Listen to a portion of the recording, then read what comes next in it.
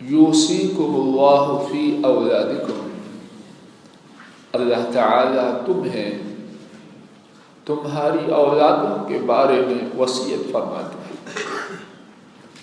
گزشتہ 2 خطبات جمعہ میں اس آیت مبارکہ کے حوالے سے، جسے مفسرین نے دین کے ستونوں میں سے ایک ستون قرار دیا اور جسے مفسرین نے آیات کی ماں قرار دیا، اس کے حوالے سے ایک مزید بات جو پہلے عرض نہیں کی گئی، میرے ساتھ توجہ فرمائیے۔ یوصیکم اللہ فی اولادکم، اللہ تعالیٰ تمہیں تمہاری اولادوں کے بارے میں وصیت فرماتے ہیں۔ سوال یہ ہے کہ یہ خطاب کس کو ہے؟ امام ابن العربی نے اپنی کتاب احکام القرآن میں اس بارے میں لکھا ہے اور خوب لکھا ہے۔ اللہ کرے کہ میں اس بات کے بیان کرنے کا کچھ حق ادا کر پاؤں۔ فرماتے ہیں کہ اس آیت کریمہ کا خطاب 3 اقسام کے لوگوں کو ہے۔ یوصیکم اللہ، اللہ تمہیں وصیت کرتے ہیں، تمہیں، اس کا خطاب ہے 3 اقسام کے لوگوں کو۔ نمبر 1، الخطاب عام فی الموتى المورثین، یہ خطاب ہے مرنے والوں کو جو اپنے مالوں کا دوسروں کو وارث بنا رہے ہیں۔ دوسرا گروہ والخلفاء الحاکمین، اور اس میں خطاب ہے حکمرانوں کو جن کو اللہ تعالیٰ نے امت کے نظام کی باغ دوڑ دی ہے۔ وجمیع المسلمین، اور خطاب ہے تمام مسلمانوں۔ بات کی تفصیل سننے سے پہلے آپ اپنے آپ سے سوال کر کے جواب تیار کیجئے کہ اس آیت کے خطاب سے بچا کون ہے؟ مرنے والے جو دوسروں کو وارث بنا رہے ہیں، اہل اقتدار، اور تیسرا گروہ سارے مسلمان۔ تو بچا کون ہے؟ ہاں، وہ بچا ہے جو ان سے باہر ہے، اور وہ کون ہے؟ کافر۔ کوئی کافر ہونا پسند کرتا ہے؟ کوئی ہے تو ہاتھ کھڑا کرے۔ اللہ ہاتھ کھڑا کرنے سے پہلے ہی کافر بننے کے لیے ہمیں موت دے دے۔ کوئی نہیں پسند۔ آئیے ان 3 گروہوں کی جو ذمہ داری ہے اس آیت کریمہ کے حوالے سے، یہ بھی امام ابن عربی ہی کی تفسیر کے حوالے سے سمجھنے کی کوشش کرتے ہیں، اور اللہ کے فضل و کرم سے انہوں نے جو بیان کیا ہے درست بیان کیا ہے، اور وہ بات ان کی نہیں بلکہ وہی بات کتاب و سنت کی ہے۔ پہلا گروہ مرنے والے جو اپنے مال کا دوسرے لوگوں کو وارث بنا رہے ہیں، ان سے خطاب کیا ہے؟ فَلْيَعْلَمُوا الْمُسْتَحِقِّينَ لِمِيرَاثِهِمْ بَعْدَهُمْ فَلَا يُخَالِفُوهُ بِعَقْدٍ وَلَا عَهْدٍ۔ بابا جو مر رہا ہے، مائی جو فوت ہو رہی ہے، سنیں یہ آیت کریمہ کہہ رہی ہے، وہ سمجھیں کہ ان کے وارث کون کون ہیں۔ فَلَا يُخَالِفُوهُ بِعَقْدٍ وَلَا وَصِيَّةٍ، کسی کانٹریکٹ سے، کسی وصیت سے، کسی نصیحت سے اس کی مخالفت نہ کریں۔ بابا مرے یا مائی مرے، جوان مرے یا بوڑھا مرے، دولت مند مرے یا متوسط مرے، ہر ایک کے جو ورثاء ہیں ان کے بارے میں عرش والے رب نے بات کو طے کر دیا ہے یا کوئی گنجائش چھوڑی؟ تو یہ مرنے والا بابا ہے یا مائی ہے، جوان ہے یا بوڑھا ہے، سرمایہ دار ہے یا متوسط ہے، فلا یخالفوہ بعقد ولا عہد، کسی طریقے سے اللہ پاک کی طرف سے اس کے ورثاء کے لیے جو کچھ ہے اس کی مخالفت نہ کرے۔ آئیے باقی دو گروہوں کی ذمہ داری سننے سے پہلے اس بات کی احادیث شریفہ سے وضاحت سنتے ہیں۔ حضرات ائمہ احمد، ابو داؤد، ترمذی، ابن ماجہ، انہوں نے اس حدیث کو روایت کیا ہے۔ حضرت انس رضی اللہ تعالی عنہ بیان کرتے ہیں، ہمارے نبی کریم صلی اللہ علیہ وسلم نے فرمایا، اور کیا خوب فرمایا، لا وصیت لوارث،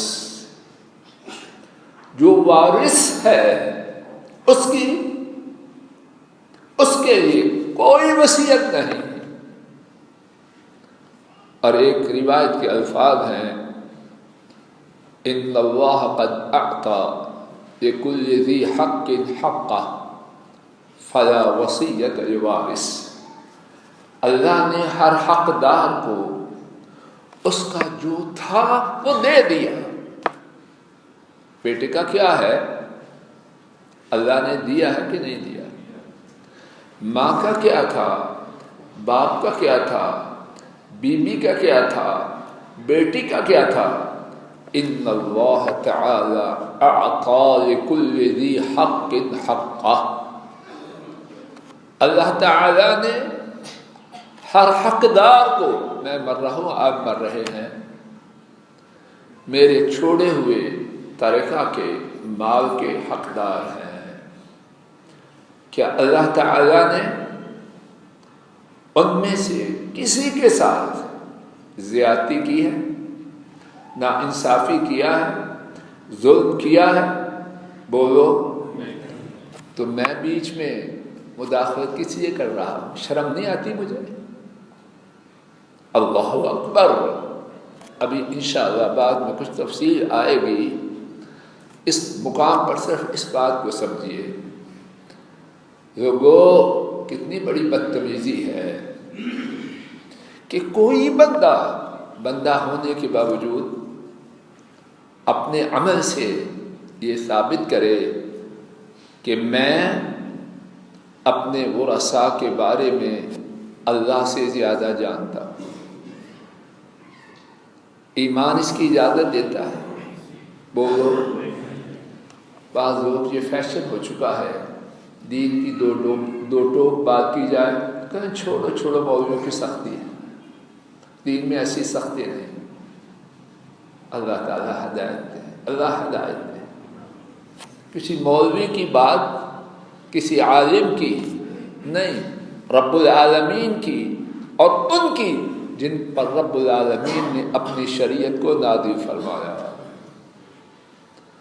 جب انہوں نے بیٹے کے لیے، بیٹی کے لیے، ماں کے لیے، باپ کے لیے، بیگم کے لیے، خاوند کے لیے چیز مقرر کی، اب اس میں کمی بیشی کرنے والا پہلے فیصلہ کرے کہ وہ اپنے آپ کو کیا حیثیت دے رہا ہے۔ اللہ سے زیادہ جاننے والا ہے اگر یہ سمجھتا ہے تو لعنتی ہے، اللہ سے زیادہ عدل و انصاف کرنے والا ہے اگر سمجھتا ہے تو مردود ہے۔ تو کیوں کرے پھر؟ یوصیکم اللہ فی اولادکم، سب سے پہلے خطاب ہے کنہیں؟ مرنے والے لوگوں کو. اور حدیث پاک یہ جو ابھی عرض کیا ہے اس کی تائید کرتی ہے. آئیے ایک اور حدیث پاک سماعت فرمائیے. یہ بات تو تھی کہ ایک وارث کی بجائے کسی دوسرے وارث کو اس سے آگے بڑھا رہا. بات یہاں نہیں رکتی، توجہ فرما لیجیے. ہمارا دین دن میں چمکتے ہوئے سورج کی طرح، جو اندھا ہے چمکتے ہوئے سورج کو نہیں دیکھ پاتا. سورج کا قصور ہے یا اس کی اپنی آنکھوں کا قصور ہے؟ ہمارا دین روشن ہے، منور ہے. بات یہ عرض کر رہا ہوں، یہ بات صرف وہ راسا میں کمی بیشی کرنے تک ہی نہیں. ایک بندہ وہ راسا کے حق کو اونچا نیچا کرنے کے لیے چاہتا ہے کہ اپنا مال مسجد منار الہدیٰ میں دے دے، پنکھے لگوا دے، اے سی لگوا دے، اور کیا ہو جائے؟ وہ رسا میں جو رب العالمین کی طرف سے طے شدہ مقرر کردہ تقسیم تھی وہ متاثر ہو جائے. کیا اس کی اجازت ہے؟ بالکل اجازت نہیں. اے عقل والے ہوش کر، تو مٹھو مننے احمد ماجد ساجد کی وجہ سے جہنم کا ایندھن بن رہا ہے. تجھے تو یہ بھی اجازت نہیں کہ اللہ کی راہ میں خرچ کرنے کے لیے تقسیم شدہ طے شدہ مال وراثت میں تبدیلی کر، اس کی بھی اجازت نہیں. آئیے میرے ساتھ پختہ حدیث پاک سماعت فرمائیے. امام مسلم نے اس حدیث کو روایت کیا. حضرت سعد رضی اللہ تعالی عنہ شدید بیمار ہوئے، مکہ مکرمہ میں ہیں. عرض کرتے ہیں، اور یہ موقع ہے حجۃ الوداع کا. انہوں نے سمجھا کہ میں اللہ تعالیٰ کے پاس جا رہا ہوں. حضرت صلی اللہ علیہ وسلم ان کے پاس تشریف فرما ہے. حضرت سعد رضی اللہ عنہ عرض کرتے ہیں، یا رسول اللہ انا ذو مال ولا يرثني الا ابنتي افاتصدق بمالي كله. اے اللہ کے رسول صلی اللہ علیہ وسلم، میں مالدار ہوں اور میری وارثہ صرف ایک بیٹی ہے اور کوئی نہیں. افاتصدق بمالي كله، کیا میں اپنا سارا مال کیا کروں؟ اتنی عربی تو سمجھ گیا، کیا کروں؟ صدقہ کر دوں. کسی دنیا کے لیے نہیں، کسی کو اونچا نیچا کرنے کے لیے نہیں، اللہ کی راہ میں دے دوں. اور میرا آپ کا صدقہ اس کا کچھ پتہ نہیں. حضرات صحابہ اور حضرات صحابہ میں سے جنت کی بشارت پانے والے 10 میں سے ایک، اور جن کے بارے میں نبی کریم صلی اللہ علیہ وسلم فرماتے ہیں یہ میرے ماموں ہیں، اگر کسی کا ایسا ماموں ہو تو لا کے دکھا. بڑی شان والے کیا عرض کر رہے ہیں؟ افاتصدق بمالی کلہ، کیا میں اپنا سارا مال اللہ کی راہ میں صدقہ کر دوں؟ حضرت صلی اللہ علیہ وسلم نے کیا جواب دیا؟ نہیں. وہ اپنے خیال میں مر رہے ہیں، چاہتے ہیں ایک بیٹی ہے، مال اللہ کی راہ میں دی جائے۔ نیکیاں بنانا مقصد ہے کہ نہیں؟ کیا کہتے ہیں، گڈ انٹینشن یہ جسٹیفائی نہیں کرتی۔ وراثت اور پوری شریعت کا معاملہ یہ ہے، شریعت اس کی پابندی لازم ہے۔ اچھا ارادہ نہیں جی منڈا ماڑا سی، نہیں جی بچیاں اپنے کا راضی سن، سب شیطانی بول ہیں، اچھی طرح نوٹ کر لیجیے۔ اور میرا مقصد اللہ کرے یہی ہو، یہ ہے شاید بات سمجھ میں آ جائے، اور یہ بربادی جو ہمارے درمیان چل رہی ہے، شاید ٹوٹی پھوٹی بات کسی کی سمجھ میں آ جائے تو میرے لیے بھی ثواب کی صورت بن جائے۔ کوئی کسی ارادے سے اس کی کوئی حیثیت نہیں، جہاں شریعت دو ٹوک آ جائے ارادے مٹ جاتے ہیں۔ بابا آدم علیہ السلام نے جو ممنوع درخت کا پھل کھایا، اچھے ارادے سے یا برے ارادے سے؟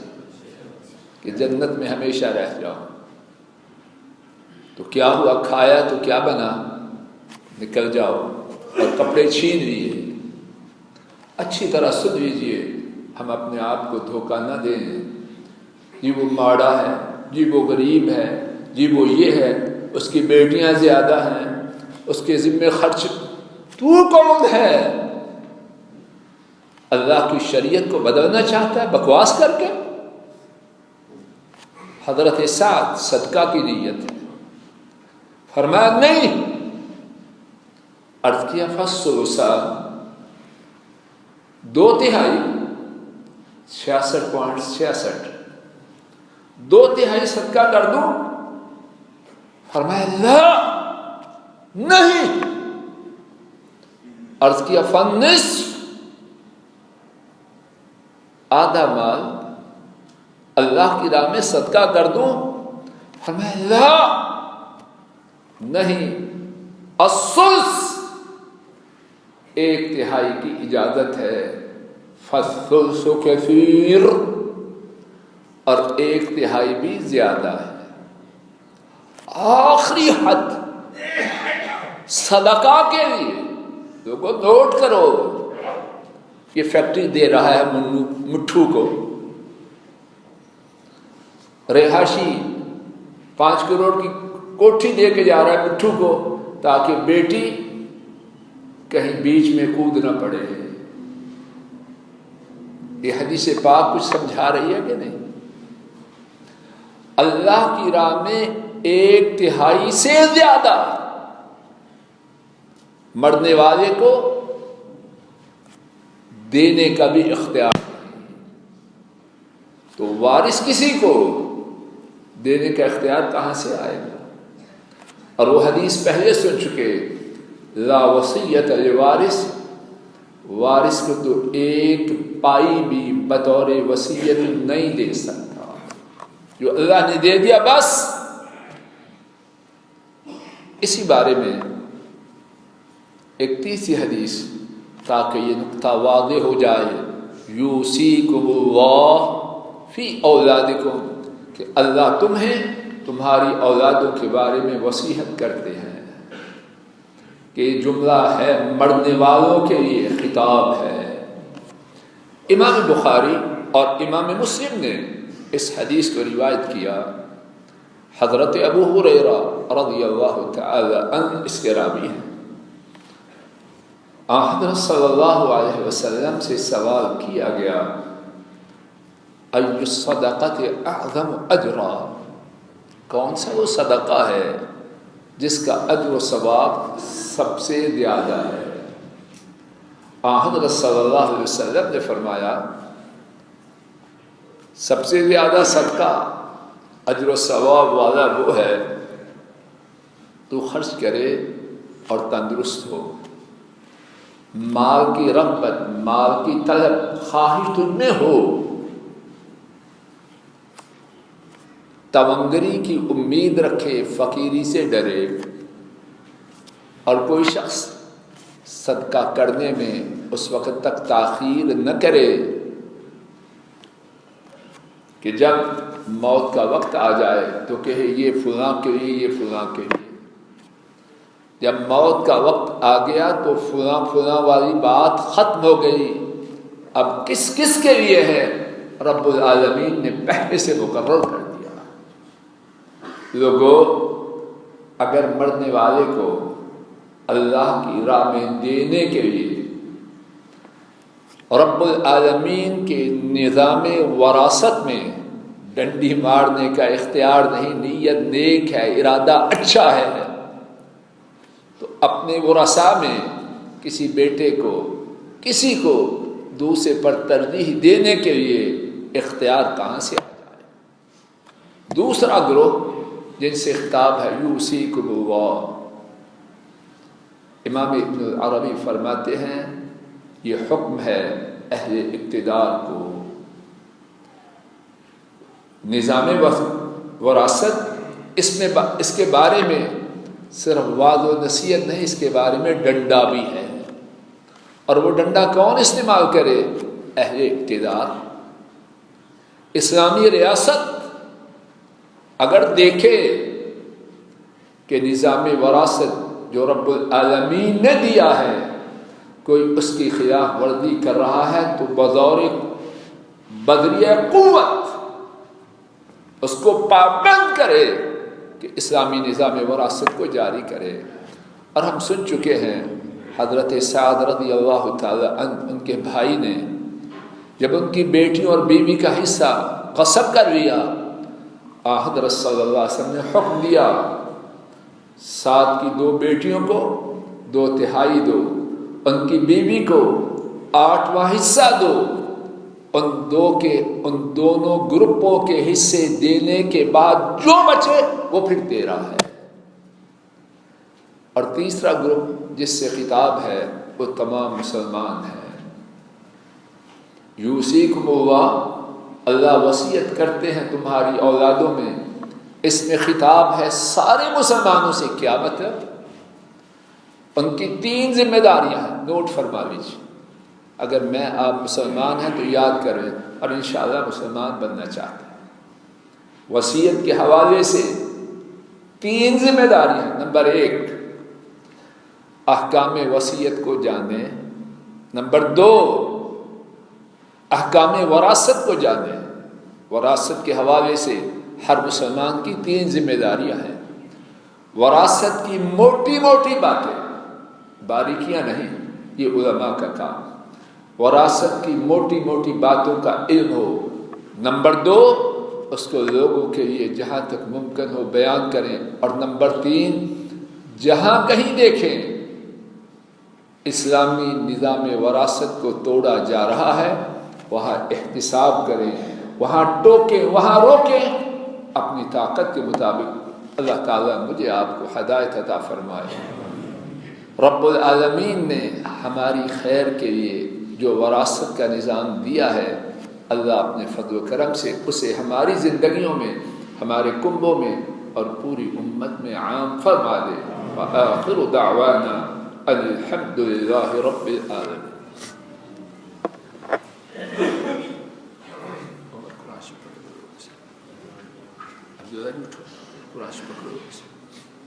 جلدی پکڑو۔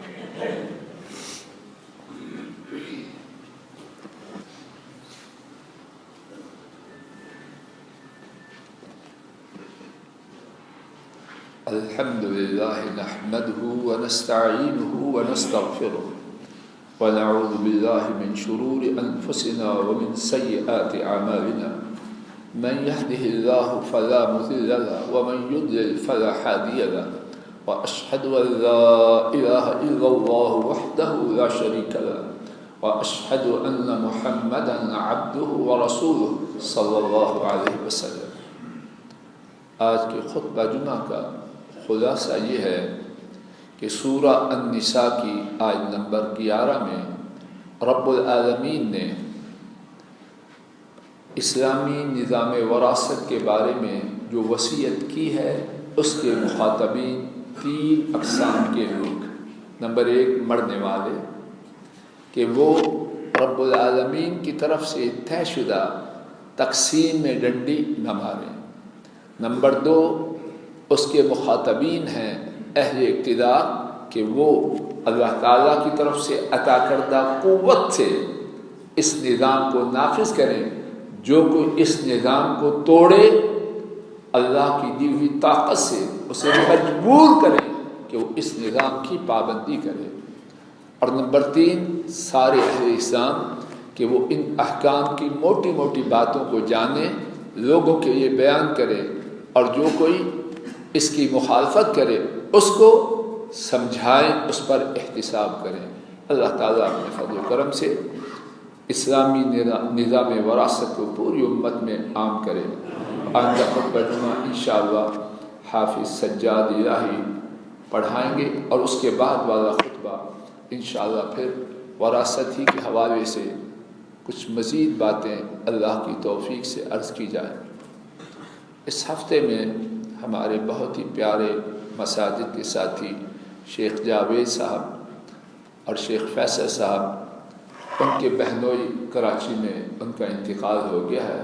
اسی طرح میرے سیالکوٹ کے ایک دوست چودھری ریاض صاحب جو وہاں کی مسجد ایک مرکزی مسجد کے صدر ہیں، ان کی والدہ محترمہ کا آج ہی انتقال ہوا ہے.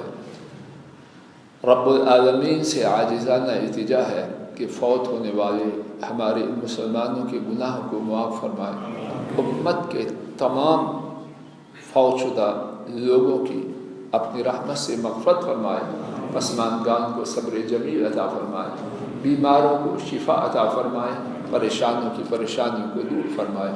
اللہم صلی علی محمد وعلی آل محمد کما صلیت علی ابراہیم وعلی آل ابراہیم انک حمید مجید. اللہم بارک علی محمد وعلی آل محمد کما بارکت علی ابراہیم وعلی آل ابراہیم انک حمید مجید.